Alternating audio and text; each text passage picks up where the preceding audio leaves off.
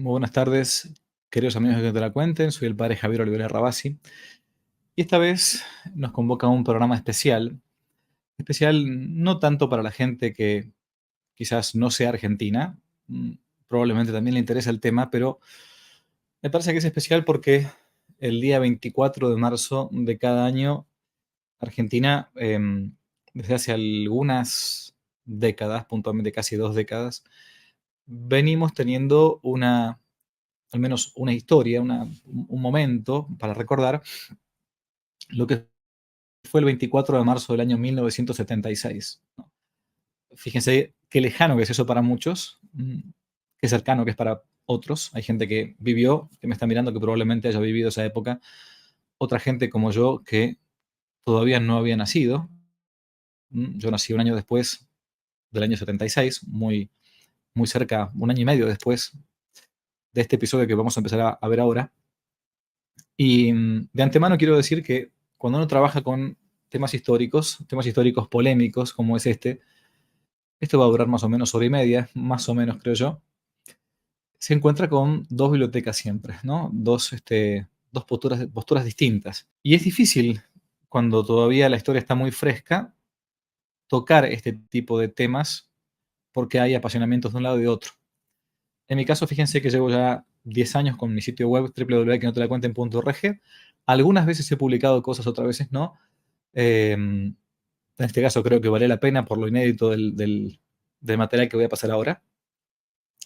Pero como me toca bastante de cerca este tema, familiarmente hablando, quiero decir, em, era difícil meterse porque es muy fácil que uno sea tildado de una facción o de otra. Y créanme con sinceridad que voy a intentar ser lo más ecuánime posible. O sea, nadie habla desde la historia sin ninguna pasión o sin ningún tipo de emoción, ¿no? Salvo que sea una cosa muy lejana. Pero aún así, cuando es muy lejana, cuando yo me ponga a estudiar la historia egipcia, bueno, hay un cierto valor, una cierta pasión detrás que me llevó a mí a estudiar el tema de los egipcios, por ejemplo. Bueno, ¿qué voy a presentar ahora? Voy a ir viendo con ustedes y haciendo algunos comentarios breves un video, que en realidad no es un video, es un audio que me llegó a mí, que tiene ya 11 años. Esto es producto de una entrevista que, estando aún en la cárcel, una fuente primaria de historia, digamos, uno de los protagonistas que habla, de ni más ni menos Jorge Rafael Videla, el presidente de facto que tuvo la República Argentina a partir de el proceso, lo que se llamó el proceso de reorganización nacional, después se ha llamado también con el tiempo la dictadura o el golpe militar del año 76. Pero ¿qué tiene de especial esto? O de novedoso. Bueno, que nosotros hemos visto seguramente en los libros de historia em, ciertos relatos acerca de este episodio histórico de un lado y del otro. Especialmente en mi país, por ejemplo, a partir de la subida al poder del matrimonio Kirchner, ha habido toda una manipulación de la historia exagerada, ¿no? Demonizando solamente a los militares y mostrando que del otro lado eran todos niños de pecho, jóvenes idealistas, como lo llamaron también. Y vamos a ver que la cosa no era tan así. O al menos, si a alguno no le gusta, bueno, ya puedo dejar de ver este video, no pasa nada. Pero intento acá mostrar la otra parte o el otro lado de cómo lo narraban los protagonistas del lado de los militares. Después cada uno sacará su propia conclusión, pero yo creo que este eh, audio, que yo simplemente le he puesto algunas imágenes, es decir, le he puesto imágenes, quizás intenta a menos balancear un poco, sopesar la historia, para que uno haga finalmente su análisis o su síntesis, ¿no? Reitero, a mi juicio, la historia en las últimas décadas ha sido completamente manipulada. Yo voy a dar también mi opinión propia, ¿no? No voy a ser exento de todo esto, no puedo ser meramente aséptico, sépanlo, pero quiero ir viendo con ustedes este audio con imágenes de un protagonista que cuenta desde la cárcel, ya habían pasado años, fue grabado en el año 2012. Probablemente es una de las últimas entrevistas que da Videla antes de morir, que muere en el año 2013 en la cárcel, sabiendo, como ustedes saben, que hay una inmensa mayoría de militares que luchó en algún momento contra los marxistas, Montoneros, el ERP, Ejército Revolucionario del Pueblo, que ha muerto en la cárcel o que todavía siguen siendo ya octogenarios, ya muy ancianos, en prisión común. Bien, sin más preámbulos, voy a presentar el video que quiero compartir con ustedes y vamos a ir viendo las imágenes que yo fui colocando y también después algunos comentarios. Vamos a ver cómo sale. Audio original, quien habla es Jorge Rafael Videla.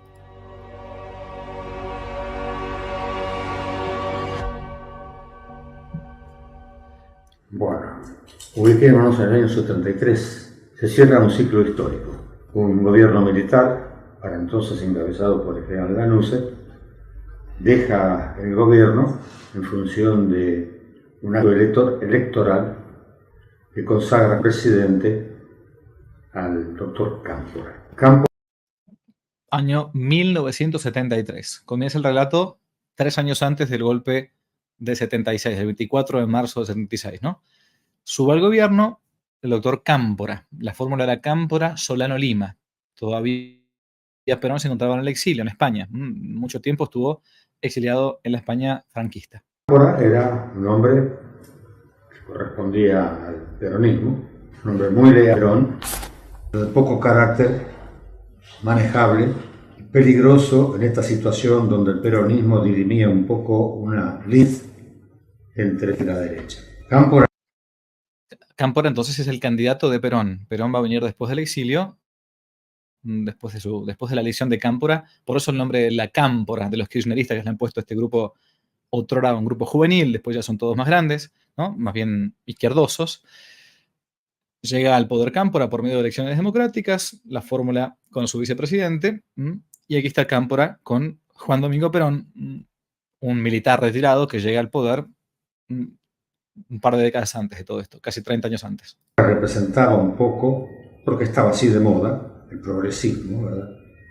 La tendencia a la izquierda, sin ser el izquierda, es un hombre que venía del conservadurismo, pero por especulaciones en ese momento estaba en una actitud afín, a punto tal que los jóvenes peronistas de ese momento, que eran los protagonistas realmente, en un acto así de afecto para con él, le llamaban el tío Cámpora, lo que muestra que había una afinidad, ¿verdad? Bueno.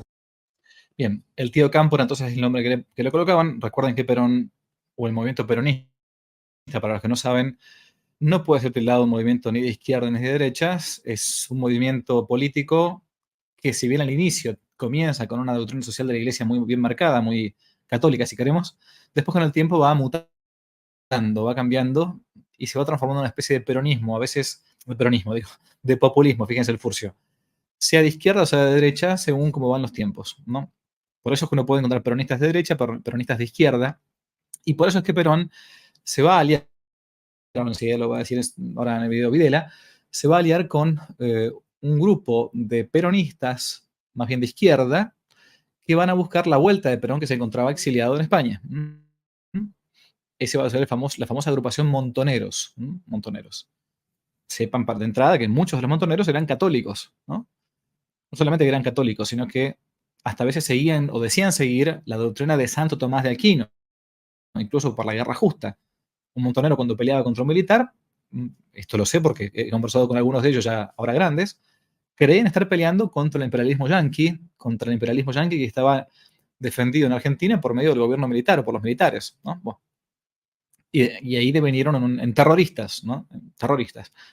Del lado del ERP, Ejército Revolucionario del Pueblo, eran más bien de tinte trotskista, ya no católicos, muchos de ellos incluso o bien ateos o de extracción judía, bueno, había de todo, pero no eran estrictamente peronistas. Bueno, Cámpora sube al poder año 73, el tío Cámpora. Más bien progre, él, y sube al poder, le va a dejar el poder enseguida a Perón. Vamos a ver.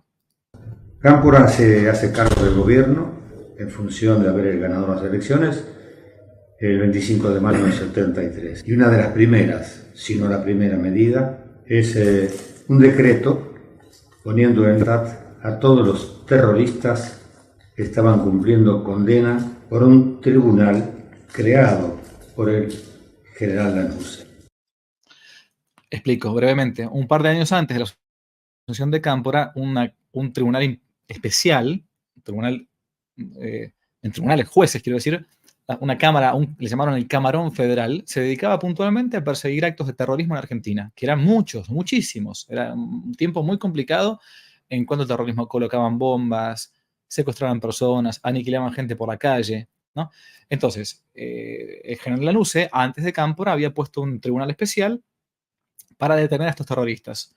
¿Qué va a hacer Cámpora cuando suba al poder? Inmediatamente cuando sube, va a ser el famoso debotazo. Va a liberar a todos los presos, ¿no? De hecho, primero van a ser liberados de modo de facto, y después va a declarar finalmente él y también el Congreso el indulto y la amnistía. Miren. Este tribunal era una cámara federal organizada específicamente para investigar, condenar actos de terrorismo cometidos en todo el ámbito del país. Si esta cámara tenía jurisdicción en todo y en exclusividad solamente actos terroristas. Estaban abocados los 12 jueces a esa. En consecuencia... Fíjense lo que dice ahí, ¿no? Desde una motocicleta asesinaron a balazos al ex juez Quiroga. Quiroga era uno de los jueces, un juez muy probo, muy honesto, que integraba la Cámara Federal o el Camarón Federal contra los terroristas. Por eso que después de la muerte de Quiroga y después de que Cámpora subiera el poder, libera a todos estos presos, miles de presos. Claro, ningún juez va a querer después, aún en tiempo de los militares, detener a un terrorista, porque dicen, escúchenme, si yo soy un juez, detengo a un terrorista, encima nos está matando, después viene un presidente y los indulta, los amnistía, yo soy un tonto, o sea, estoy terminando de hacer mi papel de juez para que después venga otro y me termine matando y encima el poder político los termine perdonando. O sea, importante esto, aún en tiempos de los militares, ¿no? Los jueces no se animaban a detener a los terroristas. Lo voy a decir también después Videla en un momento. Del trabajo realizado por estos señores, había cerca de 1000 terroristas detenidos a la época que Cámpora asume el poder. Cámpora firma el decreto de indulto, con lo cual la gente quedaba en libertad. A todo esto, las cárceles estaban ocupadas por esta juventud peronista, esperando la salida victoriosa de sus congéneres. Esto se produce a la medianoche. Esta gente sale, desde luego, no arrepentida, ni con deseos de encauzarse hacia la democracia, sino directamente con la idea de la revolución y matar. Este texto que está puesto acá es un libro famoso de Juan Bautista Joffre, llamado Volver a matar, que cuenta esta historia de la liberación de todos estos terroristas por parte de Cámpora, año 1973, y cómo después de que los sueltan, en vez de volver a sus casas, bueno, a redimirse y todo, vuelven a tomar las armas y vuelven a pasar a la clandestinidad para tomar el poder. La idea de Montoneros y del ERP, o sea, de los guerrilleros de aquella época, era tomar el poder. Ni más ni menos lo dicen ellos en todas las entrevistas, así que no estoy diciendo nada nuevo. Por eso volver a matar los archivos ocultos de la Cámara del Terror, llamadas entre comillas por los terroristas, ¿no? Bien. En ese momento les son entregados armas para que justamente cumplieran con sus deseos. Simultáneamente, el Congreso dicta una ley que es aprobada por el presidente Cámpora, con lo que se concreta efectivamente el hecho de la puesta en libertad y la amnistía, sin el olvido con respecto a esta gente. Ese fue el comienzo de Cámpora. Perón no estaba en el país, pero toma conocimiento de esto, y desde ya que me agrada la ocurrencia de esto, donde estos jóvenes han impuesto, digamos, una conducta que no estaba acorde con lo que él pensaba. Él pensaba en un reencuentro con los argentinos, etcétera, etcétera, y esto era un desafío a la revolución. Estas son fotos de la vuelta de Perón a la Argentina, lo esperan en Ezeiza y hay una tremenda masacre entre los mismos peronistas entre sí, se matan entre sí y no puede de hecho aterrizar en el aeropuerto internacional de Argentina de Ezeiza. Y esto se confirma cuando Perón llega a Buenos Aires, no puede aterrizar donde estaba previsto, que era Ezeiza. Allí se había desatado una batalla campal, donde las cifras van de 100 a 200 personas muertas, Se disputaban el liderazgo en la recepción a Perón y se dirimía ese liderazgo mediante una guerra interna entre estos dos grupos, la derecha y la izquierda. El avión de Perón tiene que aterrizar en un aeropuerto militar por razones de seguridad y por consejo del vicepresidente que estaba acá en Buenos Aires a cambiar el lugar de aterrizaje. Perón toma ya y decreta que la cosa no es fácil. Esta juventud maravillosa, la cual él alabó tiempo atrás, ya no era tan maravillosa. La juventud maravillosa se refería justamente a la agrupación Montoneros, ¿no? Él venía de España, había alentado estos movimientos peronistas para que él volviese al poder. Estos movimientos estaban completamente infiltrados de marxistas, y entonces, bueno, cuando vuelve, ese es el riesgo que tuvo Perón, ¿no? Y terminó jugando para ambos lados y así terminó. Lamentablemente fue uno de los que motivó lo que va a ser la sangrienta guerra después en Argentina en la década de 70, tremenda, durísima. Estos son diarios de la época, ¿no? Atentado terrorista, 3 muertos, 2 heridos. Esto era diario, diario. Basta con ver las hemerotecas. Hoy por hoy nadie puede mentirnos. Hoy por hoy cualquiera puede entrar en los diarios digitalizados de la década de 70. Vea todos los diarios de todos los días de Argentina. ¿Qué es lo que pasaba? Atentados permanentes. Permanentes. Esto fue así. Bien. Pero no se encuentra con esto, que cuando él está llegando a Argentina, sus propias filas se enfrentan entre sí, ¿no? Dice, bueno, ¿qué pasa acá? ¿Qué hacemos? Que había que tomar medidas para evitar ser desbordado. Y ya fija su posición. Estos jóvenes no eran idealistas, eran revolucionarios. Tiempo después, consciente de esta situación, provoca él la renuncia de Cámpora y Solano Lima, presidente y vice, con vistas a engañar. Se hace un llamado a elecciones en la que sale por un elevado porcentaje, 60 y tantos, sale electa la fórmula Perón-Perón.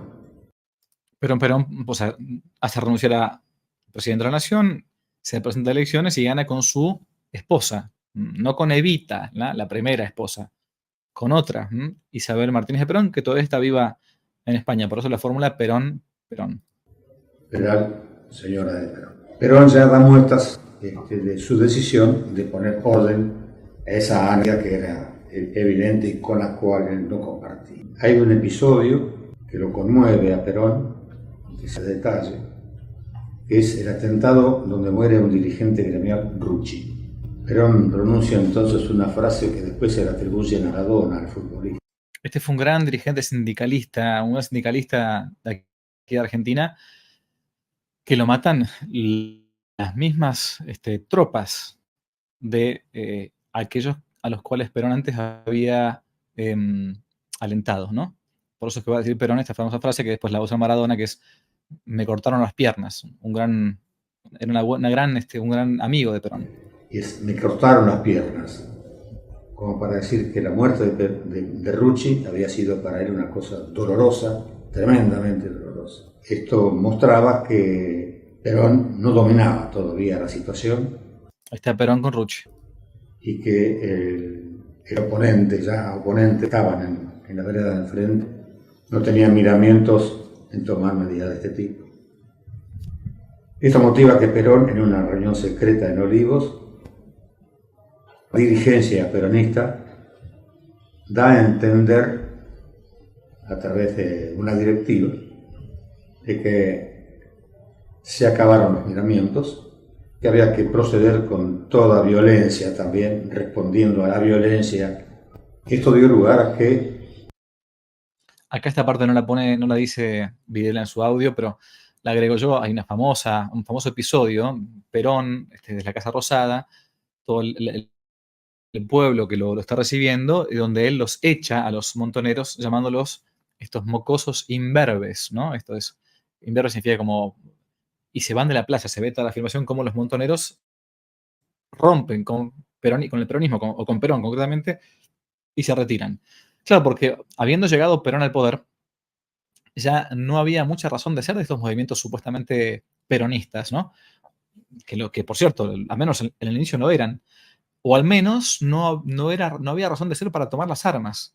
De hecho, algunos dirigentes que habían estado con montoneros, por ejemplo, el famoso caso del padre Mujica, que inicialmente apoyó totalmente la violencia armada, viajó a Cuba, se entrenó en Cuba, regresó de Cuba. Cuando viene Perón, les dice él a los montoneros: muchachos, ya no tiene sentido nuestra lucha, se acabó, volvió Perón. Y entonces esto termina haciendo que el padre Mujica, equivocado de todo lo que sabemos, pero bueno, en fin, en estos temas nadie le juzga la conciencia, pero estaba equivocado, termina siendo condenado a muerte por los subversivos, por los terroristas. Después se va a discutir quiénes la mataron. Algunos plantearon que fue Perón, otros que fue la AAA. Bueno, en fin, probablemente esto sea un tema bastante inconcluso, por más que haya una causa judicial que ahora esté en trámite casi cerrada. Pero esto le valió en su momento a ni más ni menos que a Firmenich, uno de los famosos dirigentes montoneros, ser echado de una de las manifestaciones en las que Mujica va a ser enterrado en el sepelio o algo así. Bueno, el punto está en que la situación estaba bastante complicada. Perón había usado a los montoneros ahora estaban independientes como bola sin manija, y Perón se pone en contra del movimiento montonero diciendo: bueno, estos se han desbocado, hay que frenarlos. Y todo esto estamos hablando todavía del año 74, todavía no llegó el golpe del 76, 24 de marzo del 76, todavía faltan 2 largos años.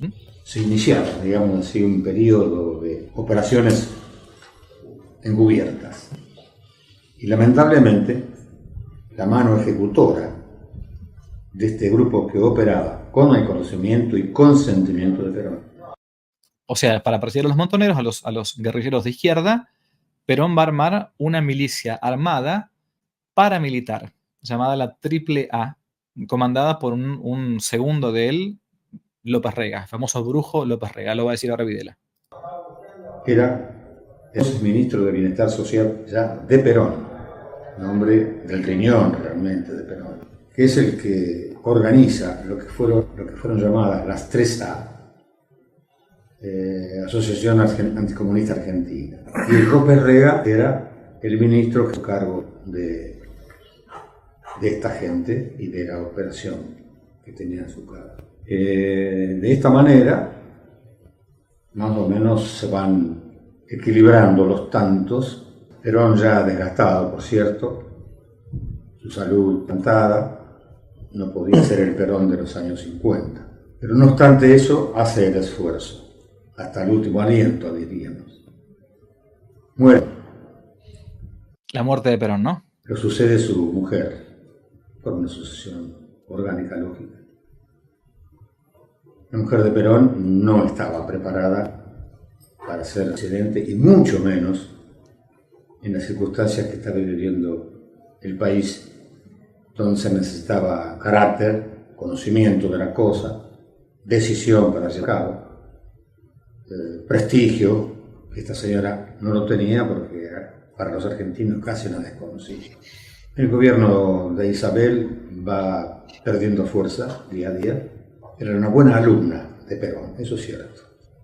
Desde el punto de vista ideológico, ella era una mujer de extrema, le diría. El marxismo era una mala palabra para ella. Y esto alguna vez lo dijo públicamente en una reunión con generales, después de un almuerzo. Casi en cera, como si lo decía. Tal vez sin conocer de qué se trataba, pero su expresión fue esta. El episodio que yo lo cuento es un almuerzo que se hizo en su condición de presidente. Ese es Videla cuando era joven y Macera al lado, ¿no? En asumida. Macera era de la Armada. Con los Un personaje bastante nefasto. generales de la guarnición en Buenos Aires. Y esta señora tomó la palabra y empezó a hablar sobre el marxismo y bueno, lo que podía significar que el país cayera en manos del marxismo. Había cerca de 30 generales. Y fue tan vehemente el discurso que en un momento dado dejó de comer. Se hizo un silencio y esta señora copó así la atención de los 32 o 33 generales que estaban. Desde ese punto de vista, ella era una garantía lógica, pero faltaban fuerzas, le faltaban conocimientos para llevar adelante una lucha abierta más que el desorden, de hecho encarada por López Rega, donde cobraban justos y pecadores. Voy explicando por las dudas, entonces, de vuelta. Estaba Cámpora, año 73, Cámpora da la amnistía a los subversivos vuelven a la calle a seguir con el terrorismo, regresa Perón, Perón hace renunciar a Cámpora, Perón sube al gobierno, se enemista con los montoneros, pone a López Rega como jefe de esta agrupación paramilitar, la Triple Alianza Anticomunista Argentina, para perseguir a los subversivos. Todavía no empezó ni el golpe de Estado, año 20, porque fíjense que el terrorismo ya venía de antes del 76, ¿no?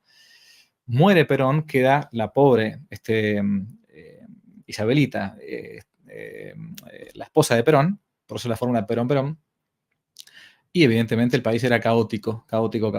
Y estaba gobernando en realidad en la práctica este personaje López Rega, llamado el Brujo, porque era un nombre esotérico que venía de cosas de brujería y cosas así medio muy turbias. Se mataban, digamos, a los enemigos encubiertos, como se cobraban cuentas por otras razones.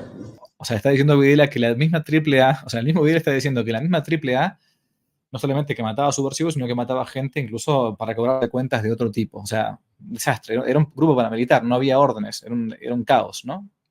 Era un desorden. No, era intolerable eso. Esto se le hizo conocer a Isabel y en un momento dado, en el año 75, ¿sí? Isabel lo destituye, digamos así, a López Rega y le da un nombramiento como embajador, y títere con lo que se cumple el deseo de quienes no queríamos que este personaje siguiera interfiriendo. Lo manda a España, López Rega, como embajador a España. Y se va del país. La acción del terrorismo sigue por su cuenta. Aquel calificativo de que eran... Esta es Victoria Villarroel, para los que no los conocen, es la vicepresidenta de la Nación actualmente. Ha escrito ese libro, lo llaman Jóvenes Idealistas, para que uno sepa que no eran así. O sea, no. Esta es gran parte del relato que nos han metido en los últimos 20 años, digo más, en los últimos 20 años, en los últimos 40 años prácticamente, desde la vuelta a la democracia, ¿no? Año 83, 1983, en los colegios y en las universidades argentinas. O sea, que de un día para otro se levantaron los militares y empezaron a matar gente, así porque sí, porque bueno, porque... Y el resto eran todos niños de pecho que ninguno era, obviamente, que se cometieron ahora vamos a ver los excesos también, y voy a criticar también los excesos, ¿no? Porque tampoco uno puede ser un necio, ¿no? Pero nos han metido en la cabeza que todo era color de rosa y que un día para otro se levantaron unos monstruos militares, tomaron el poder sin que el pueblo quisiera. Vamos a ver que esto no era así tampoco. Hasta el pueblo lo pedía.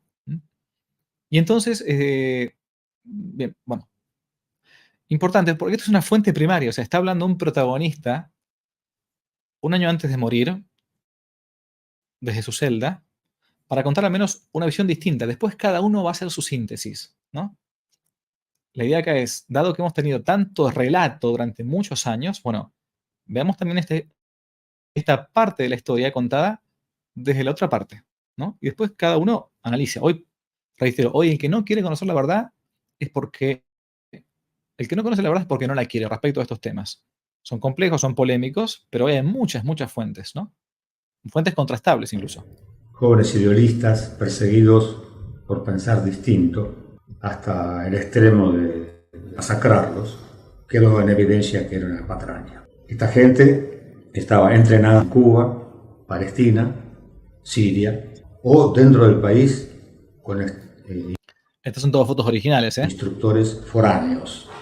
Disponían de armamentos y equipos de alto poder ofensivo y de tecnología avanzada. Además, reforzados con fábricas clandestinas de armamentos que funcionaban acá en el país. Y como remate todavía de esta capacidad material, la crueldad era el tono distintivo. No eran ángeles, eran crueles. Esto lo dice en un artículo por allí, The Times, que hace una comparación y dice que una comparación entre los guerrilleros argentinos, una de las tantas matanzas, esta bueno, por ejemplo, la chiquita del militar Viola, ¿no? Que la matan también, bueno, eran terroristas, o sea, no eran nenes de pecho, ¿no? Eran, evidentemente, claro, había algunos que eran más, como decimos en Argentina, perejiles, algunos no tenían ni idea, algunos que estaban nada más que militando, tirando panfletos, ciertamente que así, que cometieron también excesos de lado de los militares después a partir del golpe, obviamente, esto no lo va a negar nadie, seguro que sí. Lo importante acá es saber que no se trataba meramente de un grupo de buenos chicos que discutían, no, eran terroristas, o sea, había un terrorismo antes del golpe de Estado del año 76. Esto es innegable hoy en día. Alemanes, los italianos, es imposible, porque frente a lo que ocurre acá en la Argentina, y fundamentalmente en el número de gente, el armamento que disponía y la crueldad que demostraban en su acción, pasaban a ser niños de pecho tanto las Brigadas Rojas como los terroristas italianos. Huelga más comentarios, ¿verdad? Esa era la realidad. Con esos jóvenes idealistas son todos diarios de la época que están colocados aquí en el audio, ¿no? Tuvimos que enfrentar nosotros. Estamos en el año 75. Yo asumo como comandante en jefe a fines de agosto. A fines de agosto del 75, Videla sube en tiempos de Isabel Martínez de Perón, sube como comandante en jefe de las Fuerzas Armadas, gobierno totalmente democrático todavía, año 75. Los días del mes de octubre, el doctor Ludes, ya voy a explicar por qué él convoca a una reunión de gabinete a la que somos invitados los comandantes. El objeto era escuchar de nuestra boca qué hacer. Doctor Luder era el presidente provisional del Senado. En ese momento, la presidente, la esposa Martínez de Perón, estaba enferma, se encontraba fuera de sus funciones como presidente. Entonces, el presidente provisional del Senado toma la presidencia de la Nación, dado que no había vicepresidente, ¿no? Así, desde el punto de vista del derecho constitucional, la Argentina corresponde eso. Frente a la desmesura. ¿Qué hacer ante la desmesura?, preguntó este Ítalo Luder, entonces presidente de la Nación en ejercicio, en funciones, porque la presidente se encontraba en licencia. Que había cobrado el accionar del terrorismo. Menuda pregunta.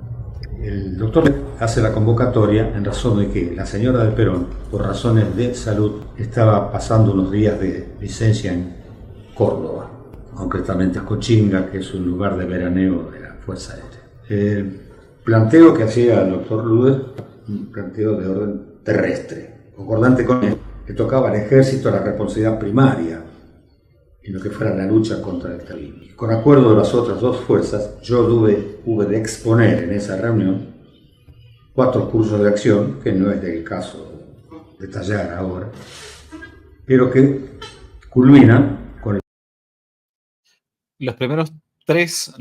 Entonces Videla le propone, junto con el resto de los militares, pero él como comandante en jefe de las Fuerzas Armadas, o del Ejército, quiero decir, le propone entonces a el entonces presidente en funciones, Ítalo Luder, que había 4 cursos de acción para luchar contra el terrorismo marxista. 4. El primero era seguir con la parte legal, como se había hecho a nivel del camarón federal antiguo. El segundo era una mezcla de uno y otro. Bueno, esto está explicado en algunos libros de la historia de esta época. Y finalmente es el que decide, Luder, dice, bueno, y cada uno tenía su complicación, pero el cuarto era el más eficaz, el más rápido, pero a su vez el que más problemas legales podía traer, ¿no? Vamos a escucharlo. Esto es muy interesante para la historia, ¿eh? O sea, ¿quién decide el modo de trabajar, cómo van a trabajar los militares después, a partir de ahora en adelante? Hasta ahora los militares no se habían metido con el terrorismo. Era una cuestión puramente de la policía, de la gendarmería, de la prefectura máxima, la fuerza de seguridad. Las Fuerzas Armadas no estaban metidas todavía en este tema. No había salido nunca. La selección que hace el doctor Luder del 4º curso, que era el más riesgoso en cuanto a que confería más libertad de acción, pero que sí garantizaba que en no más de un año y medio el terrorismo había sido derrotado. Los cursos primeros, 1, 2, 3, eran más pautados, contemplativos, de detalles para evitar errores y demás, pero todo esto iba a delatar sin el final. El doctor Luder firma los decretos para... Luder firma los decretos, gobierno democrático, firma los decretos. Vamos a ver para qué. El empleo de las Fuerzas Armadas, las Fuerzas de Seguridad y las Fuerzas Policiales. Estas dos últimas bajo control operacional de las primeras, de las Fuerzas Armadas, para combatir al terrorismo en todo el territorio nacional y hasta su aniquilamiento. Aniquilarlo a su la famosa frase, ¿no?, que sucedió, que tanto se criticó, que después se revisó durante el juicio de las juntas en el año 1985. Aniquilar la subversión es una frase, hasta su aniquilamiento, dice puntualmente, del decreto de Italo Luder en tiempos de gobierno democrático, ¿no? Vamos a ver después qué pasó con todo esto. Por otras razones, después el doctor fue testigo cuando nos juzgaron a nosotros y fue preguntado sobre el término aniquilar e hizo una excelente exposición de orden semántico, pero no dio razones de que el aniquilamiento significa reducir a la nada, no tiene otra interpretación. De hecho, y de derecho, el país entra en una guerra, cosa que se le hizo presente al doctor Luder. Cuando las Fuerzas Armadas salen a combatir, no salen a cazar pajaritos, salen a matar o a morir porque están preparadas para eso, no reprimen, matan o mueren. Guerra, aunque no hay media declaración formal. Estamos en los primeros días de octubre y se pone en marcha la guerra. Desde el punto de vista del planeamiento no fue sorpresa. El ejército tenía hipótesis de conflicto, una de las cuales era un desborde subversivo terrorista que obligara, sobrepasada las fuerzas de seguridad, al empleo de las Fuerzas Armadas. Y había planes para esto. Así que fue muy sencillo, ante la orden de salir a combatir el terrorismo, aplicar los planes que estaban en stand-by. No solamente había planes, había también mucha bronca, muchísima bronca, que esto no hay que dejarlo de lado, ¿no? Hacía años que los terroristas venían actuando, venían matando militares, y los militares todavía no podían salir a la calle, ¿no? En los actos terroristas de secuestro, de tortura, por ejemplo, de bautismo de fuego de algunos montoneros sobre pianos, el Ejército Revolucionario del Pueblo había que matar a un uniformado, un policía o un militar, y robarle el arma. Y ese era el modo en que podías comenzar a formar parte de la organización Montoneros, por ejemplo, ¿no? Cuando estabas en la parte armada de Montoneros, obviamente, ¿no? Entonces no solamente había planes, había mucha bronca de parte de los militares. Les habían matado muchos compañeros. Y ahora finalmente decían, bueno, salimos por medio de un decreto de un gobierno democrático a luchar contra la subversión. La subversión se les llamaba así a los terroristas, ¿no? Vamos a pegar un saltito, pero es necesario hacerlo en cuanto al ambiente. Llegamos al mes de marzo del 76. El país vivía una situación alarmante desde el punto de vista político, social y económico. La señora Perón, con su ineficiencia en el gobierno, había provocado un verdadero vacío de poder y consecuentemente una parálisis institucional, con lo cual el riesgo de entrar en anarquía era una realidad posible, inmediata. Un conocido dirigente político del radicalismo, el doctor Balbín, aclaro, yo no soy radical, pero tuve un gran respeto porque era un hombre de bien. 42 días antes del pronunciamiento del 24 de marzo, se acercó a mí en forma privada a preguntarme: general, esto ya no va más, ¿están dispuestos a dar el golpe, sí o no? Claro que la pregunta era hecha al comandante en jefe del ejército en ejercicio. Era prácticamente una invitación, ¿no?, al quiebre del orden institucional. La reunión era totalmente privada, se podía dar esa licencia al otro.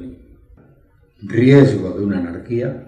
O sea, el presidente del radicalismo, por cierto, vamos a ver también ahora que, lo digo rápido, pero la gran parte, casi el 60 o 70% de los intendentes, o más todavía, de los municipios, al menos de la provincia de Buenos Aires, en tiempos del proceso militar, eran radicales. O sea, Balbín le pide en concreto, ni más ni menos que a Videla, que por favor la cosa no va para más, que cuándo van a dar o no el golpe. Bueno. Y frente a esto, el clamor ciudadano, con sus dirigentes a la cabeza, pidiendo la intervención inmediata de las Fuerzas Armadas. El hecho es que se produce el 24 de marzo el pronunciamiento militar. Conforme a los estatutos, el órgano supremo del Estado iba a ser la Junta de Comandantes, de la cual dependía el presidente, con las facultades propias que le da la Constitución, con algunas limitaciones, entre otras, el Comando Supremo de las Fuerzas Armadas, que lo retenían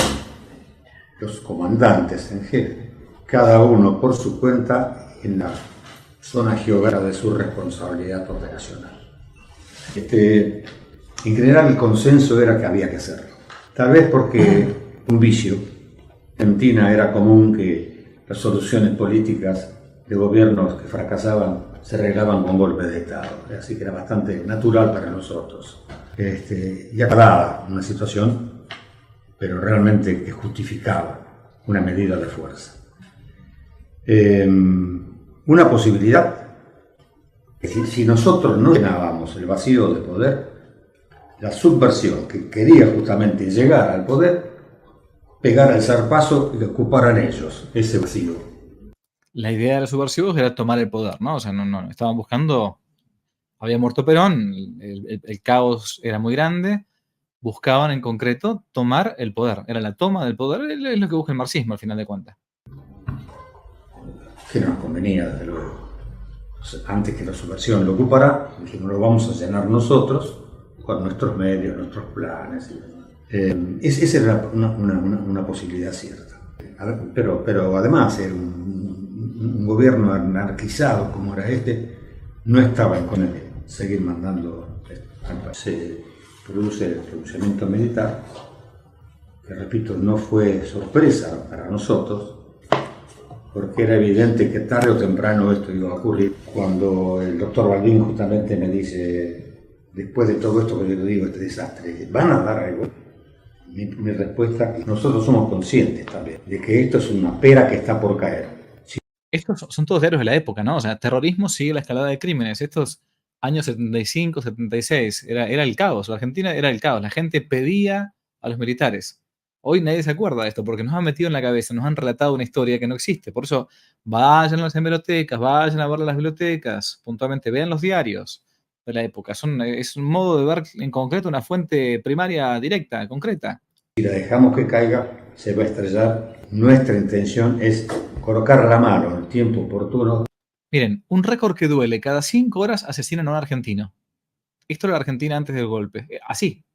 Son los diarios, no estoy diciendo una opinión personal. Para que la pera no estalle golpeando en el suelo. Colocamos la pera, dice, la mano para que la pera cuando caiga no estalle. Entonces hagamos el golpe porque no queda otra, decían. Para lo cual tenemos contactos, apuntes, algunas ideas, compromisos con algunos dirigentes políticos, para que en el primer... Acá está puesto esto. Esto es un paper, ¿eh? Los funcionarios militares representaban solamente el 10% en todo el país. O sea, por eso está bien dicho cuando hablan muchos marxistas de el golpe cívico-militar. Está perfecto. Porque claro que está perfecto. No fueron nada más que los militares. Había muchísimos civiles detrás, en varios ámbitos. Lo que pasa es que se usó a los militares, a los soldaditos, para poder llevar adelante este golpe, claro. Pero ¿por qué era cívico-militar? Porque muchos civiles estaban de acuerdo con esto. La gran mayoría del pueblo argentino estaba de acuerdo con esto. En primer momento, no empecemos a pensar qué hacemos. No. Salimos a hacer lo que creemos que hay que hacer. La Junta era el órgano supremo y debajo de la Junta había un presidente con las mismas funciones que le daba la Constitución, salvo algunas, por ejemplo, el Comando Supremo de la Fuerza, que lo ejercían cada comandante por su cuenta y cosas. Dada la situación, además de la política crisis, que estábamos en guerra, como una medida excepcional, se aceptó que en este momento no se iba a aplicar con exactitud el estatuto. Y se decidió que el presidente de la nación no que fuera un general en actividad. Y en la idea de que fuera un hombre consustanciado con todo lo que pasaba, el dedo me señaló. Y yo entonces me hice cargo de la presidencia reteniendo el de comandante, como situación de excepción. Situación que se normaliza allá por mediando el año 78, en el sentido de que yo dejo de desempeñar los dos cargos. Los cargos de presidente y de comandante en jefe de las Fuerzas Armadas, ¿no? Paso a retiro y asumo la presidencia con las limitaciones que yo le digo que marcaba el estatuto. Así como después, la comunidad nacional mostró desconocer la realidad argentina y hacer una asociación errónea, ¿verdad? Sobre todo la comunidad europea, que veía en la dictadura argentina, en el autoritarismo argentino, en los excesos que se cometían en Argentina, ha sido al nazismo, fascismo, etcétera, etcétera, y un poco nos medían con esa vara. Por cierto, vale la pena decirlo ahora, han pasado ya varios años, tanto Estados Unidos como la Rusia comunista apoyaron al gobierno argentino. Dice, pero ¿cómo puede ser? Si el liberalismo, yanqui, gringo, los comunistas rusos, ¿por qué? Bueno, porque acá esto hay que entenderlo en el contexto de la postguerra fría. Estaba bien que acá hubiese conflicto, era un modo también de debilitar a estos países sudamericanos. Por eso esto no se dio nada más que en Hispanoamérica. Perdón, mejor dicho, en Argentina, también se dio en el resto de Hispanoamérica. Uno se va a Nicaragua, se va a Perú, se va a Uruguay, se va a Chile. De algún modo fogonearon a ambos bandos, al bando, si queremos, de la derecha o de la izquierda, para decir términos así convencionales, desde afuera. Por eso hay que entender todo esto en el contexto de lo que fue la Guerra Fría, ¿no? Bien, en fin. Una comunidad muy afectada, desde luego, por estos dos extremos, pero no tenía nada que ver. Esto nos costó, tiempo más adelante, nos costó tener que mejorar esa imagen errónea que había de nosotros. La imagen internacional. Y bueno, quitó bastante tiempo para pensar en cómo hacer. Estamos promediando el año 78. Yo le diría que para ese momento el proceso había cumplido plenamente con sus objetivos.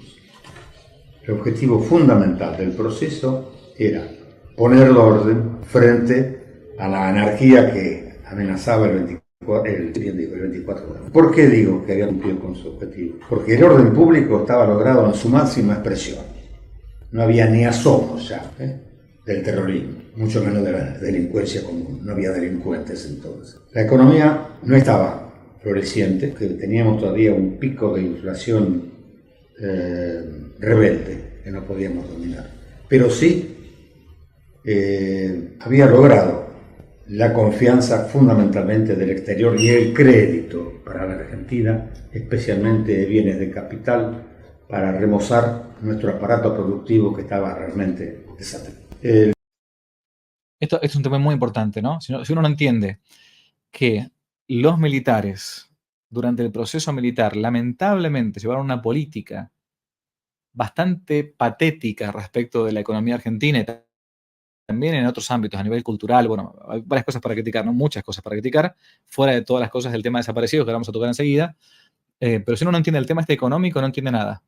Porque una de las razones por las cuales va a existir la figura del desaparecido es justamente por esto que estamos viendo acá en pantalla. Porque si no se mostraba a Argentina como un lugar más bien confiable para la inversión, no venía el crédito del Fondo Monetario Internacional. Y esto tiene razón los comunistas, los marxistas cuando hablan de este tema. Es cierto, o sea, en ese sentido, lamentablemente, la facción que subió al poder de los militares era más bien de corte liberal. Aún más, Martínez de Oz mismo, ¿no? Era un personaje que tenía en su política económica, o sea, en su vida política, al final de cuentas, varios puntos flojísimos. Bueno, pero esto es fundamental. Si uno no entiende este punto, follow the money, dicen en Estados Unidos, ¿no? Sigue el dinero. A ver, ¿qué pasaba acá? Bueno, si no se mostraba Argentina un lugar más o menos apacible, no venía el crédito. Es más, la deuda externa argentina en la década del 70, el monto exorbitante que hoy tenemos, comienza en gran parte con los militares. Fíjese unas cosas, ¿no? Hay varias cosas. Dice, bueno, está bien, nos libraron del comunismo por un lado. Ojo, pero hay que también matizar todas las cosas, porque si no, no termina siendo un ciego. El sector gremial se mantuvo en ese tiempo dentro de una realmente paz social. Aceptó, por ejemplo, que la regulación de los salarios se hacían en función de la productividad, no por demagogia. El que más trabajaba, más ganaba, la idea. Y se llegó a tener un peligroso 2% de desempleo. Digo peligroso porque le quitó dinamismo, flexibilidad al mercado del trabajo. Los políticos no daban todavía señales de ansiedad por la apertura política. O sea, por la vuelta a la democracia. Seguían con atención, no sabían tampoco bien cómo había terminado la guerra, cómo había sido la guerra, era una nebulosa eso. Entonces no querían tampoco meterse mucho. Y aunque aparezca banal, se dio la circunstancia y que de haberlo ganado, esfuerzo que yo le reconozco a los jugadores, el técnico y demás, que dio a la Argentina a demostrar su capacidad de organización en corto tiempo para mostrar al mundo un evento, digamos así, de avance internacional. El Mundial de Fútbol fue aceptado por la Argentina como sede 4 años antes de su producirse, ¿verdad? Es decir, los 2 primeros años de esos 4 estaba el peronismo funcionando. Y puedo decir que no se hicieron nada en esa materia.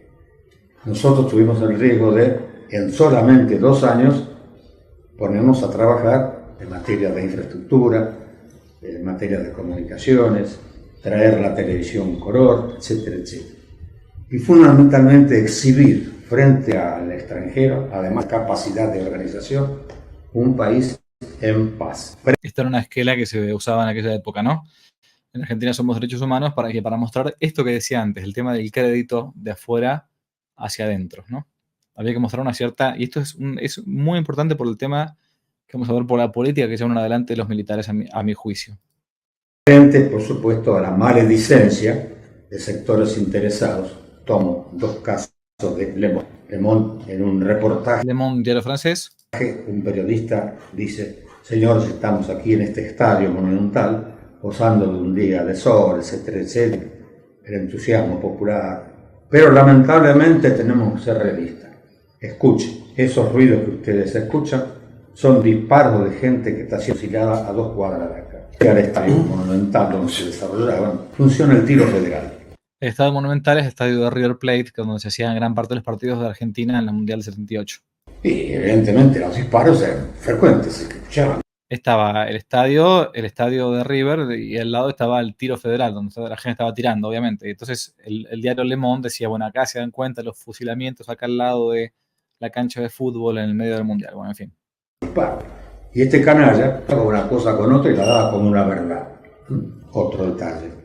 Se estaba ampliando la avenida 9 de Julio, que según nosotros es la más ancha del mundo y nos enorgullecemos. Sí, se estaba ampliando. Había edificios demolidos y una parte que estaba detenida la demolición, porque era la Embajada de Francia, cuya sede realmente está en un edificio desde el punto de vista arquitectónico ponderable. No se podía demoler eso. Entonces estaba la discusión que se iba a hacer un desvío, etcétera, etcétera. Había quedado a medio terminar la demolición de los edificios vecinos para preservar el edificio de la embajada. Nos faltó quien sacara una fotografía demolido y dijera: pensión infantil vilmente atacada por las fuerzas militares. Así era la guerra del país. O sea, estaban demoliendo edificios para agrandar la avenida 9 de Julio, para ensanchar la avenida 9 de Julio, hasta que decía antes Videla. Entonces los diarios extranjeros sacaban fotografías de esas demoliciones de esos edificios para decir, fíjense cómo están destruyendo y matando a gente que está en la pensión. Bueno, ese tipo de mala acusación, porque había un montón de cosas para acusarlos en todo caso. Hasta ese extremo se llegaba. Pero bueno, era la guerra. La Iglesia cumplió con su deber, en modo prudente, de tal suerte que dijo lo que le correspondía decir, sin que nos creara a nosotros problemas insoles. En más de una oportunidad hizo públicos documentos episcopales, donde señaló, a juicio de ella, algunos excesos que se podrían estar cometiendo en la guerra contra la subversión, pero a modo de advertencia de que eso estaría ocurriendo y la inconveniencia que ocurriera y la necesidad dejara de ocurrir. No rompió relaciones, y no se emplazó, ni cosa por eso. Denunció lo que a juicio de ella estaba mal, estaba dentro de su terreno y lo hizo. Mi relación con la Iglesia era buena. El presidente de la Comisión Episcopal, para entonces, Monseñor Primatesta, a quien yo había conocido tiempo atrás en Córdoba, cuando tenía fama de progresista, que para ese entonces progresista significaba proclive a la izquierda. Bueno, sí lo fue. Cuando ocupó su presidencia de la Conferencia Episcopal y yo era el presidente de la Nación, tuvimos una relación recta. Y debo reconocer que llegamos a ser amigos. y reconocer que en el problema del conflicto con el Beagle, él personalmente tuvo una actuación destacadísima, secreta, que no trascendió, pero que yo se la reconozco. Este es un caso, pero había otros también, sacerdotes, obispos, amigos míos. O sea, había en Argentina entonces la iglesia, cuando tuvo que criticar, criticó, ¿no? También había una facción bastante minoritaria, por cierto, de curas o de algún que otro obispo, bien cercana al tercermundismo, a la teología de la liberación, al marxismo, al comunismo, a los montoneros mismos, ¿no? La iglesia argentina en general no entró en la tendencia del tercermundismo y del marxismo. No faltó quienes entraran en él, pero era una minoría con respecto. Este es el famoso caso de el obispo Angelelli de La Rioja, que fue beatificado hace un par de años. Sobre el tema no voy a opinar ahora. Ya opiné antes de la beatificación, como debe ser. Respecto al resto. La economía. El ministro de Economía era un hombre de la comunidad empresaria, así que Martínez de Oz. había buen contacto. Lo que no quita que, defendiendo intereses sectoriales, por allí había algún roce, algún chisporroteo. Vuelvo ahora al proceso. El proceso había cumplido con su objetivo. Y esto es un punto crucial. Estamos a mediados del 78. Había cumplido con su objetivo con error. La pregunta era, si está cumplido el objetivo, el proceso debe darse por terminado. O bien, darle otra razón de ser para el orden, porque eso ya está hecho. De lo contrario, el proceso va a languidecer por falta de una motivación.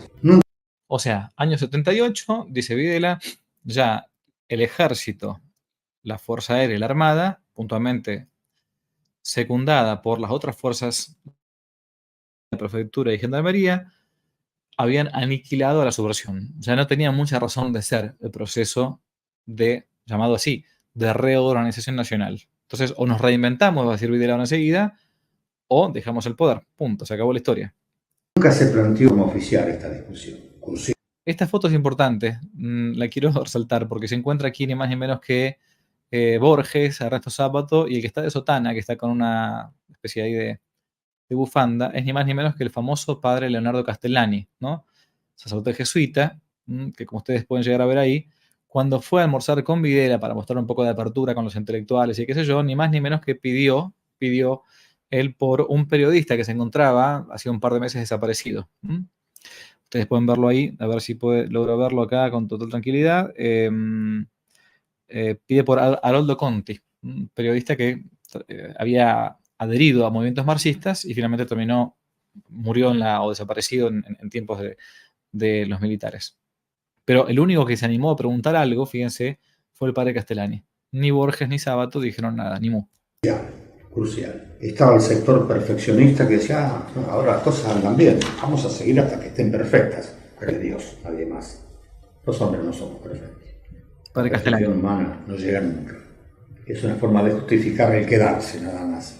Y estaba el otro sector que pensaba que había que darle otra razón de ser. Otra forma de dejar, el abandonar el proceso, era que teníamos el conflicto con Chile. Estuvimos a punto de llegar a la guerra en diciembre de ese año, 78. La otra era entonces la salida política ordenada, desde una posición de poder, de un proceso que se había mostrado como exitoso hasta ese momento. Se podía negociar una salida política con participación del gobierno. Yo decía que había que empezar a trabajar para que el proceso dejara su descendencia o su cría. Es decir, hacer política en la que también las Fuerzas Armadas pudieran trascender políticamente. ¿Cómo? Haciendo propios los objetivos del proceso que habían sido buenos y eran todavía vigentes, pero poniéndolos ahora en práctica con amigos, aliados políticos y entrar a la política, sin miedo. Y ese era el camino. Aquí hubo ya otro tipo de inconveniente. Usted hace la política con ideas y con hombres. Las ideas eran lo del proceso. Llevadas, actualizadas, llevadas adelante. Y cuando hablamos de hombres, hay que poner nombre y apellido. Si en esas circunstancias se ponía el nombre y apellido fuera de un militar, fuera de un empresario, lo que fuera, se quebraba la cohesión de las Fuerzas Armadas. Y este era un valor que no podíamos exponer, arriesgar. La cohesión del proceso no ha terminado, tenía que cumplir todavía un ciclo. No podía darse el lujo de que hubiera una decisión entre las fuerzas. Y esto nos llevó a decir, bueno, todavía no, dejemos pasar el tiempo. Lamentablemente en ese dejar pasar el tiempo, el proceso languideció, porque no tenía esa razón de ser que lo motivara. Y llegó así muy desgastado, sin presiones todavía externas, ¿verdad? Hasta fines del año 79, en que la Junta hizo públicas lo que llamaban las bases políticas del proceso y las sometía a la opinión de toda la comunidad, no digo de los partidos, de toda la comunidad argentina. Perfecto. Que iban a ir a elecciones para ver si podían llegar a ganarlas y seguir adelante con las ideas del proceso llamado así de reorganización nacional. El ministro de Interior citaría a representantes de todas las expresiones del Internacional para consultarlos sobre esas bases, modificarlas, enriquecerlas, etc. A través de un diálogo, se supone, productivo. Lanzadas las bases, se inicia ese diálogo, en donde justamente se escuchaban las opiniones respecto a las bases. Pero había dos preguntas ineludibles al término de la charla. Primero, si era conveniente la revisión de lo actuado en la guerra contra la subversión. Y la segunda, si estuvo justificado el pronunciamiento militar del 24 de marzo. O sea, se preguntaban, antes de entregar el poder, si iban a revisar las cosas que se habían hecho en tiempos de la lucha contra la subversión. Y después se había estado justificado el golpe de Estado del 24 de marzo del 76. No son cifras exactas, pero sí, más o menos le puedo decir que las respuestas orillaban en un 80% de justificación del golpe, un 70% de no revisar. Después de esta audiencia se les ofrecía a los periodistas para que ellos dijeran qué impresiones habían recogido. Y los periodistas hacen la misma pregunta, las dos preguntas. Los porcentajes varían. El 80 baja a 70 y el 70 baja a 60. Pero ahí fíjese, 60% allá en el año 79, principios del 80. Tema famoso, durísimo, discutidísimo, desaparecidos. La disparidad numérica es una realidad, lo que le quita credibilidad. Acá está hablando de los famosos 30.000 desaparecidos, ¿no? Las cifras que se manejan. No puede ser que vayamos de un extremo de 30.000 a otro extremo de 7.000. Acá hago una pausa cortita. ¿Por qué el tema de desaparecidos? Según dicen los libros, en concreto, y como explicaba antes, no se podía plantear que Argentina era un país donde no había cierta paz, porque si no, no venía, decían ellos, el crédito internacional. Por lo tanto, esta fue la política, a mi juicio, nefasta del gobierno militar, ¿no? ¿Cuál? El plantear la lucha contra los subversivos, contra los terroristas, pero, dado que se encontraba en un estado de sitio, y las garantías constitucionales en un tiempo de suspensión, como es un proceso militar, un golpe de Estado, se suspenden, no existen las garantías de la Constitución Nacional. Por lo tanto, podría haber hecho el presidente de facto que aquellos que se encontraban en un delito muy, pero muy grave como era el secuestro, el atentado, agente inocente, la puesta de bombas, en fin, podían perfectamente haber decretado, según el Código incluso de Justicia Militar, o simplemente la pena de muerte. ¿Qué sucedía? Como no querían mostrar todo esto ante el público, comenzaron con esta figura nefasta de desaparecido. ¿Por qué digo que es nefasta?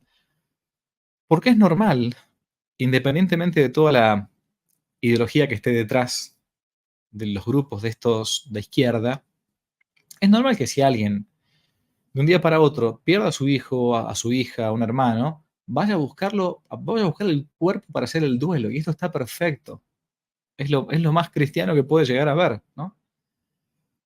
Lo que sucedió fue que los mandos planteaban que cuando encontraron a un terrorista, lo abatían, ¿sí? En vez de entregar el cuerpo a las familias para evitar, por un lado,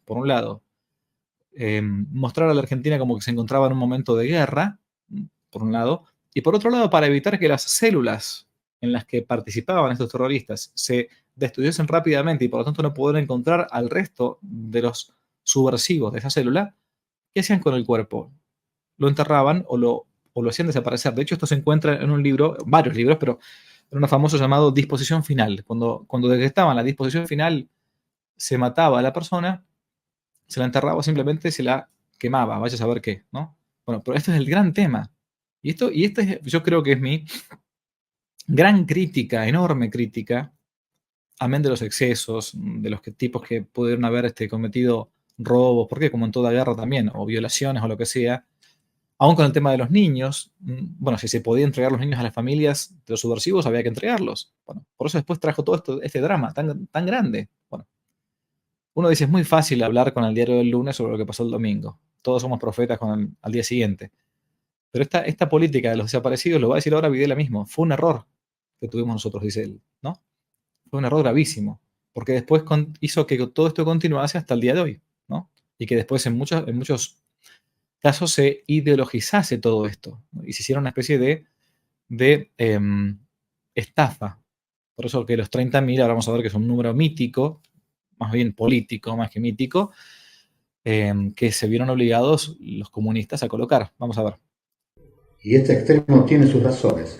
Llegaron las madres de Plaza de Mayo a Luis Labraña, ex guerrillero, amigo personal. Luis Labraña es el inventor del número 30.000. Ámsterdam y en ese momento traían una lista de unos 4.000 y pico de casos. Luis Labraña se exilió en Holanda, puntualmente en Ámsterdam, recibe a las Madres de Plaza de Mayo en la década ya de los 70. Personas desaparecidas y necesitaban dinero para solventar gastos y para tener un lugar propio, una casa propia. Digamos, querían presentar un genocidio y los holandeses, Ámsterdam es una ciudad judía, decían, mire, nosotros tuvimos 6 millones de muertos, era un genocidio. Ustedes no pueden venir con este planteo.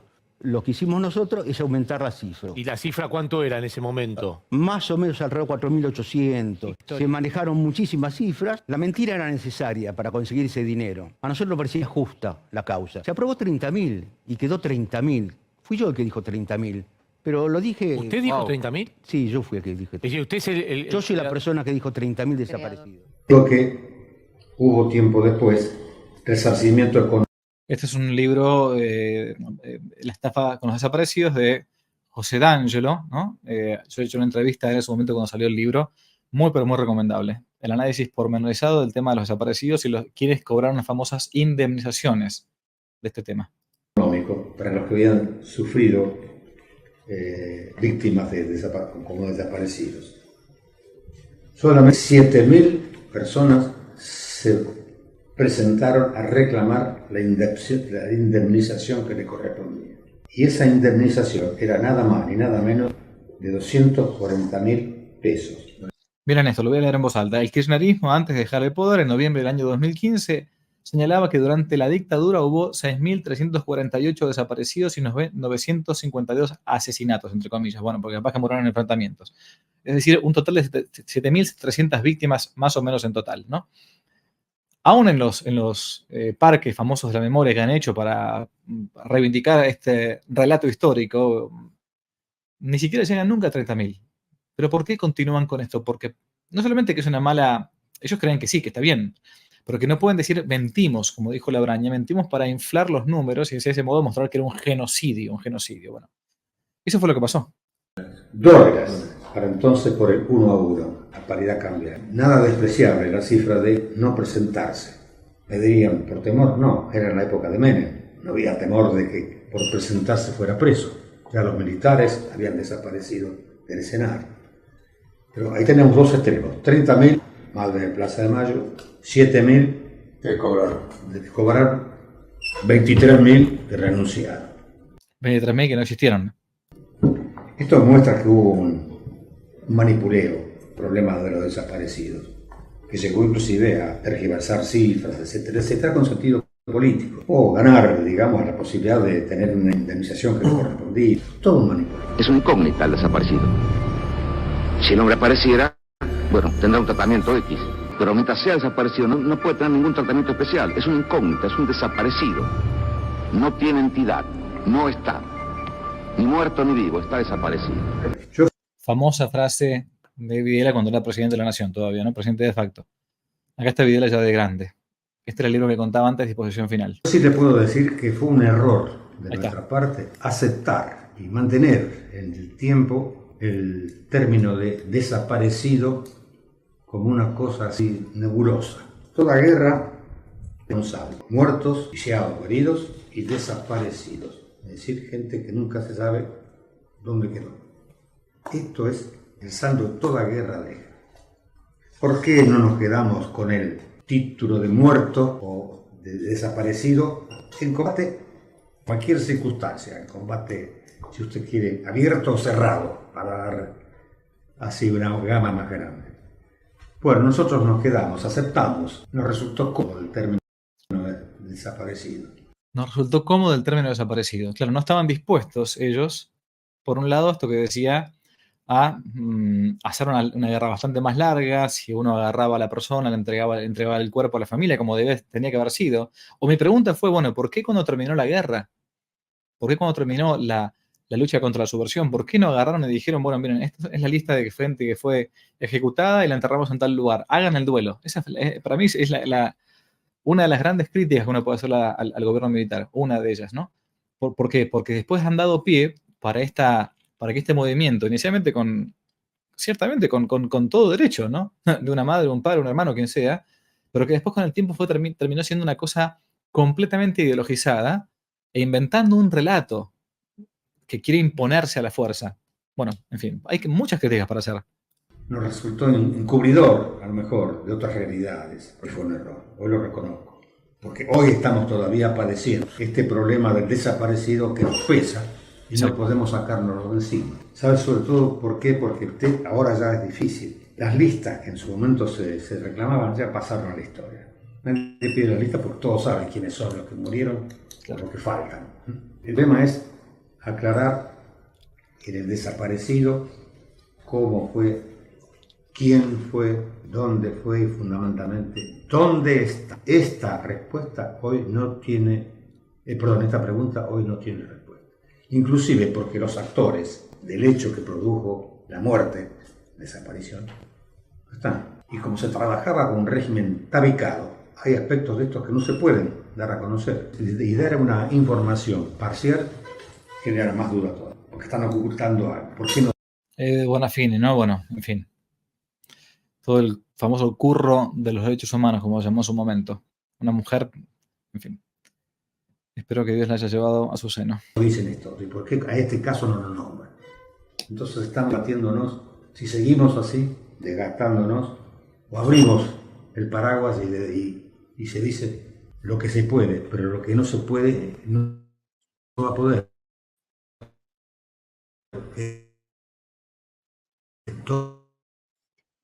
Eso no. Y así como mucho tiempo se trabajó en la reivindicación de los combatientes. Y hay una entidad, una ONG, que está trabajando con esto. Está claro que el acierto... El audio es del año 2012, ¿no? Ya hace muchos años que se venía hablando acerca de luchar por las víctimas, las otras víctimas, ¿no? Llamadas así, las víctimas del terrorismo, ¿no? Todos aquellos que murieron en manos de los subversivos del marxismo. No se habla de todo esto. Por eso, las famosas víctimas del terrorismo, por las cuales bogó muchísimo la doctora Victoria Villarroel, hoy vicepresidenta de la Nación, y tantos otros en Argentina hace muchísimos años, no solamente ella, antes que ella, muchos otros también, algún día deben tener su reconocimiento, porque también hubo un plan sistemático de aniquilamiento de gente incluso inocente de parte del marxismo, y eso no se cuenta nunca. Sacar a la luz esto no ha dado resultado todavía, y llevan ya años. El gobierno se niega a reconocer la existencia de víctimas del otro, con lo cual tendría que entrar a juzgar a los terroristas que produjeron esas víctimas. Fíjese que hasta el gobierno de Menem había paridad en el tratamiento de vencidos o de guerrilleros y fuerzas leales. Los decretos que da Menem en un momento dado, después de haber sido, en el caso mío, de haber sido condenado como comandante, tiempo después, 6 años después, el decreto de Menem, con exactos fundamentos para uno y otro, nos libertad a nosotros y a los dirigentes guerrilleros que estaban detenidos. Había una idea así de simetría. El gobierno actual justamente se ha caracterizado por la asimetría. Se está refiriendo al gobierno de los Kirchner en aquel momento, ¿no? Año 2012. Cuando termina el proceso militar, año 1983, en el año 85 se hace el juicio de las juntas militares, y cuando llega Menem, año 89, va a indultar tanto a los militares, a la cúpula militar, como también a los guerrilleros, que muchos de ellos también estaban detenidos. Acá no hay dos demonios, hay un demonio. Me quiero detener acá nada más que en esto brevemente. Este es un libro excelente, escrito por los abogados, por la Asociación de los Abogados por la Justicia y la Concordia, llamado El Pacto, Kirchner-Berbisky. ¿Qué sucedió en el año 2004 cuando suben los Kirchner al poder? No tenían fuerza, no tenían fuerza en la calle. De hecho, los K suben con el 21% de los votos. Este libro lo cuenta muy, pero muy bien. El pacto que hace Horacio Berbisky, alguien que había estado en la agrupación Montoneros, de hecho había sido doble agente, y por otro lado, los Kirchner. Como suben con el 21% de los votos, el matrimonio Kirchner lo que hace es intenta buscar el apoyo en la calle de la izquierda. Y para eso pacta con Berbisky que para poder conseguir las fuerzas en la calle de los comunistas, van a buscar la reapertura de los juicios, ya no contra los altos mandos solamente, sino contra todos aquellos que habían sido subalternos, jóvenes oficiales o suboficiales de la policía, del ejército, de la armada, de la prefectura, de la gendarmería, de donde fuere. Entonces, de este modo, pacta con ellos, con los comunistas, por eso el pacto, el libro famoso, y después comienza una serie de derogación de leyes y de fallos de la Corte Suprema de Justicia de la Nación, por los cuales, pasándose por alto todos los principios elementales del derecho, de que nadie puede ser juzgado 2 veces por la misma causa, de la irretroactividad de la ley penal, de que no hay crimen sin ley previa, de declarar estos juicios a estos delitos, supuestos delitos, como si fueran de lesa humanidad, cuando todavía no estaba ni siquiera firmado el Estatuto de Roma, incorporado a la Argentina en el año 2007, bueno, de la irretroactividad de la ley, bueno, en fin, un montón de cosas comienzan con las citaciones, a partir del año 2005, a los militares jóvenes, que habían sido jóvenes en aquella época, pero ya eran grandes en el año 2005-2006, muchos de los cuales hoy han muerto en prisión. Hace ya 20 años que muchos están en prisión preventiva, sin sentencia firme, la gran mayoría, casi el 80% o 81% de los juicios están sin sentencia firme.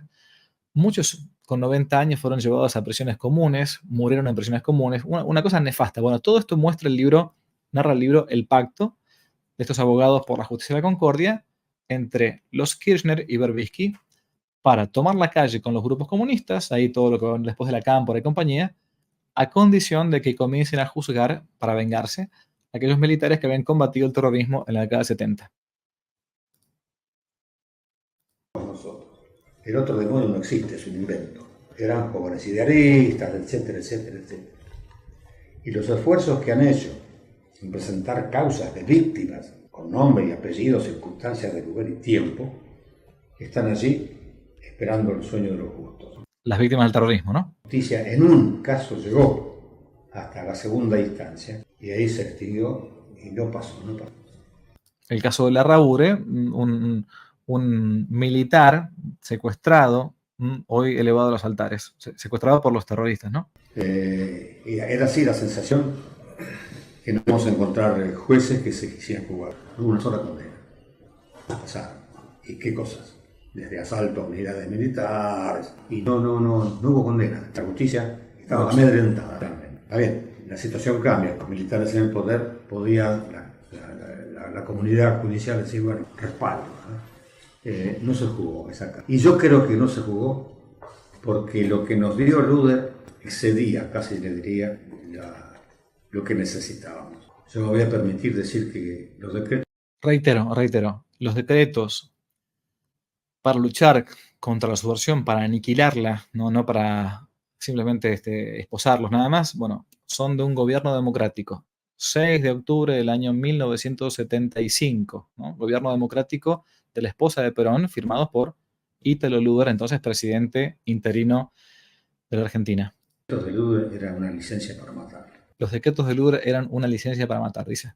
Bueno, después la conducta de Luder, cuando niega, hace la cuestión semántica. Pero la realidad es que los decretos que él firma en octubre del 75 es una licencia para matar. No necesitábamos hacer el golpe, inclusive. El golpe viene por otras razones, las que dijimos recién. Desde el punto de vista de la guerra, dice, no, los militares se levantaron un día y dijeron, no tenemos nada que hacer, a ver, ¿qué hacemos? Vamos a salir a perseguir y cazar, matar jóvenes idealistas. Una falacia, desde luego, horrible. O sea, había un terrorismo concreto y había que aniquilar ese terrorismo, ciertamente, no había ninguna duda de esto. La gente así lo pedía. Pero es que no se necesitaba. Para la guerra, Luder nos había dado más de lo que pedíamos. Una licencia para matar, se podía matar, aniquilar, pum, así nomás. Estaba en la prudencia con que se usara ese término. Y en la realidad de que hubo uso imprudente en algunas circunstancias, los excesos. Y creo que órdenes existieron y escritas. Fueron del todo precisas, podemos discutirlo. El comandante no puede bajar al detalle. Entonces estaban después los comandantes de cuerpo, de brigada, los jefes de unidad, las subzonas, etcétera, etcétera. En cada caso, cada uno ponía de sí su responsabilidad. Las órdenes estaban, pero independientemente de las órdenes, yo hago jugar también otro elemento. Estaban las órdenes y los que las impartieron, por lo menos en casos que yo conozco, asumieron su responsabilidad. Juicio de las juntas.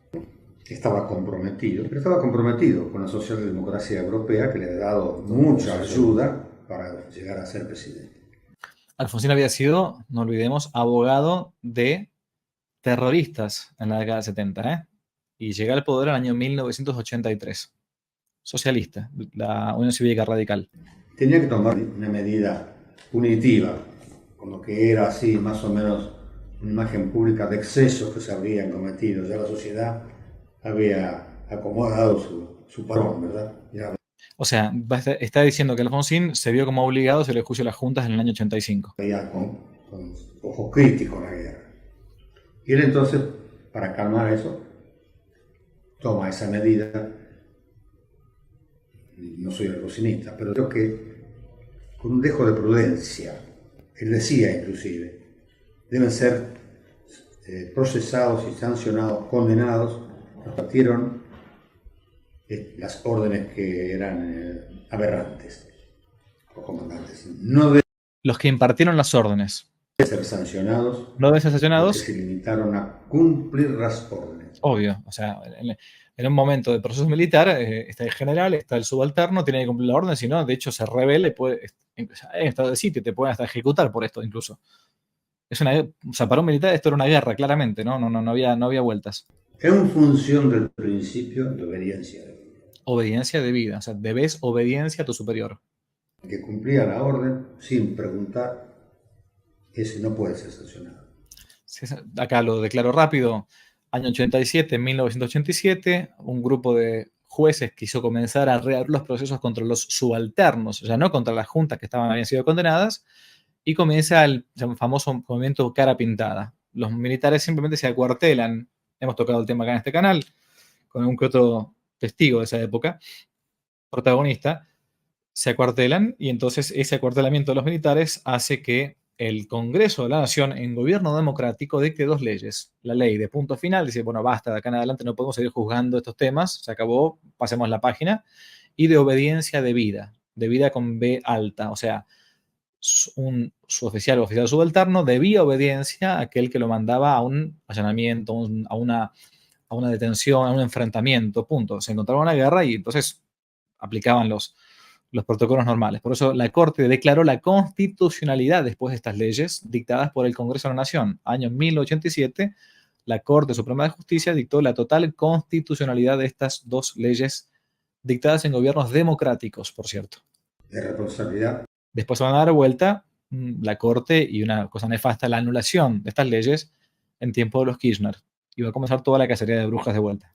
Del superior. Y sí debe ser sancionado los que en el cumplimiento de una orden superior se excedieron en su... Ese era el planteo de Alfonsín, que no era... Dice el primer divorcio en 20 minutos porque Alfonsín, para mí nefasto, en la mayoría de las cosas, puso el divorcio en el año 87, justo en ese año en Argentina. Por eso dice el primer divorcio en 20 minutos. Acertado. Era un planteo prudente. Allá que a mí me tocó. Acepto que esto podía haber sido un enfoque correcto.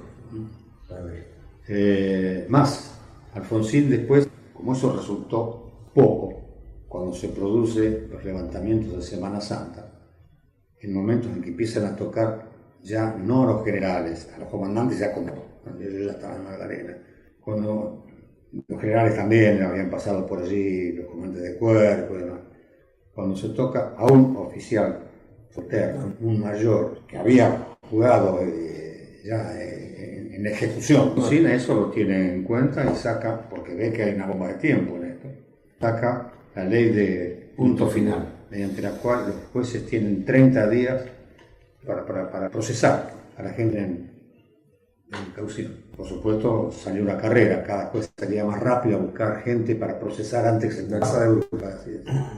Pero otra inquietud que a Alfonsín no le convenía. Y sacan a otra ley, obediencia debida. Solamente se a las jerarquías comandantes de brigada, Solamente se juzga a las jerarquías, ¿no? A los jerarcas. de cuerpo, de brigada, en el caso del ejército, algún jefe de área, que podía ser un jefe de unidad. Alfonsín. Diputados sancionó la ley de obediencia debida, ¿ven? O sea, la Corte, bueno, en fin, el Congreso. Con sus más, con sus menos, se ciñó al derecho. La justicia funcionaba más o menos, digo más o menos porque se cometieron gravísimos errores desde el punto de vista jurídico de juzgamiento nuestro. Por ejemplo, el principio del juez natural, que no el principio de la no retroactividad de la ley penal, etcétera, etcétera. Se dejaron de cumplir para ponernos en este teatro que tuvo difusión mundial. Hace poquito, el año pasado, año 2023, hizo una famosa película, más bien hecha por la izquierda acá en Argentina, sobre el tema del juicio de las juntas. Obviamente todo un relato, ¿no? Porque la otra parte no la cuentan. Así todo, más o menos cumplió. Menem también a su forma, a su manera, cumplió. Buscó una forma pacífica de solución con los indultos.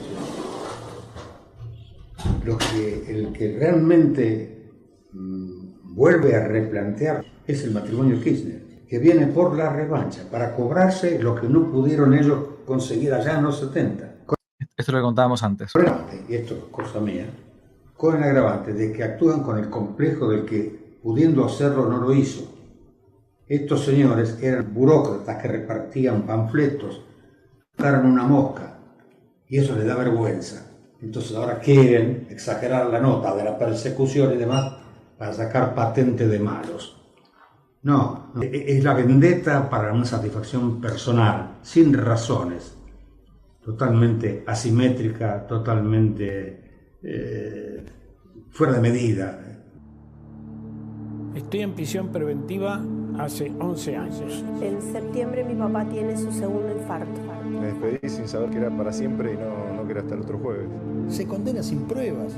Es un negocio monstruoso el que hay. Yo creo que la finalidad es que se mueran todos adentro. Yo siempre digo, a mí me lo llevaron bien y me lo devolvieron en un cajón. Sí, Esto que pasa acá es un documental que fue prohibido pasar en la Feria del Libro hace un par de años, ¿no? Si no me equivoco fue en el año 18, llamado Será Venganza, hecho en base a los testimonios de los militares ya ancianos o de los familiares de los militares ancianos hoy en día que todavía se encuentran en prisión en la Argentina, que son en total han sido más de 2.000 o más, 2.000 y pico.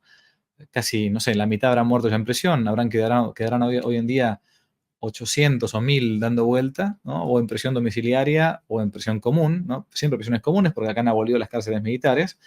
Este documental que se encuentra en este canal, me lo cedieron para poder publicarlo en el canal de YouTube, canal Que No Te La Cuenten, llamado Será Venganza. Si usted tiene intención de conocer un poco qué fueron los juicios ya a partir de los Kirchner, estos pseudo juicios donde han violado todos los principios del derecho habidos y por haber, han destruido el sistema legal o el sistema jurídico argentino, bueno, pueden verlo en este canal, Será Venganza. Fue prohibido este documental en la Feria del Libro, como que negaba lo que había sucedido en la década del 70. No se hablaba de la década del 70, se hablaba del año 2020 o 2010, o sea, de esta venganza que tomó el gobierno kirchnerista contra los militares, ¿no? Por eso es que hoy uno se ríe cuando a veces dicen que hay un conflicto interno en Argentina con los narcos, qué sé yo, que vayan los militares a pelear. No, un momentito. Si la última vez que fueron mandados por un gobierno democrático, después con los años terminaron todos presos. Hay que ver si tienen ganas de ir de vuelta. Juzgado en este caso, independientemente de su edad, para aceptemos, 25 años, lo es en función de haberse excedido en el cumplimiento de una orden, está bien juzgado. Si alguien se ha excedido entonces, en haber excedido el cumplimiento de una orden, dice Videla, está bien juzgado. Los demás son todos juicios políticos, como parte de esa venganza, de esa revancha, como parte de ese escarmiento con el que se quiere amedrentar a las Armadas, como parte de una política gramsciana que esta gente la cumple de punta a punta. Así llevaron a uno de los detenidos militares al juicio, fíjense, en una camilla. Disolviendo las instituciones que ha tomado como rehenes, con lo que ha logrado en última instancia crear un desaparecido que nadie dice, la República. Bien. Hasta ahí entonces este video, o este comentario, este audio, mejor dicho, de Jorge Rafael Videla de la década del 70, de lo que fue la década del 70 según él. ¿Por qué plantea estos temas? Dirá uno, bueno, ¿qué tiene que ver un cura hablando de estos temas? Bueno, son temas históricos, ¿no? Y temas que obviamente interesan, y temas que hacen que uno esté buscando la verdad, porque al final de cuentas solamente la verdad te hace libre. La verdad histórica, la verdad matemática, la verdad religiosa, solamente la verdad hace libres. Y en Argentina hemos tenido, a lo largo de estos últimos prácticamente 40 años, la historia contada desde una óptica nada más, a nivel público. Hoy, por medio de las redes sociales, uno puede analizar la historia analizada desde otra óptica. Yo acá he traído, fíjense, hasta con críticas fuertes, la postura de ni más ni menos, en un audio inédito, de quien fuera presidente de la nación de un gobierno de facto. Un audio que no se encontraba, no estaba dado a la luz todavía hasta el día de hoy. Por esas cosas de la vida me llegó, le coloqué imágenes y lo fuimos comentando. Cada uno después haga la síntesis. Pero sepa que aquel país que no conoce su verdadera historia tiende a repetirla. Y acá, como sucedió aquello de Orwell, ¿no? Que quien domina el presente domina el pasado, quien domina el pasado domina el futuro. A conocer entonces es importante la historia de la Argentina, sobre todo para la gente más joven o para aquellos que hacen memoria hemipléjica solamente de una parte o que prefieren no recordar porque recordar implica tomar partido. Dios les bendiga mucho, espero que sirva y que no te la cuenten. Chao, chao. Si les gustó el video, aparte de suscribirse, activar la campanita y comentar, en la descripción de este video se van a encontrar con el link de la plataforma Patreon, un modo concreto de apoyar este apostolado que intenta hacer una contrarrevolución cultural y espiritual. Dios les bendiga y que no te la cuenten.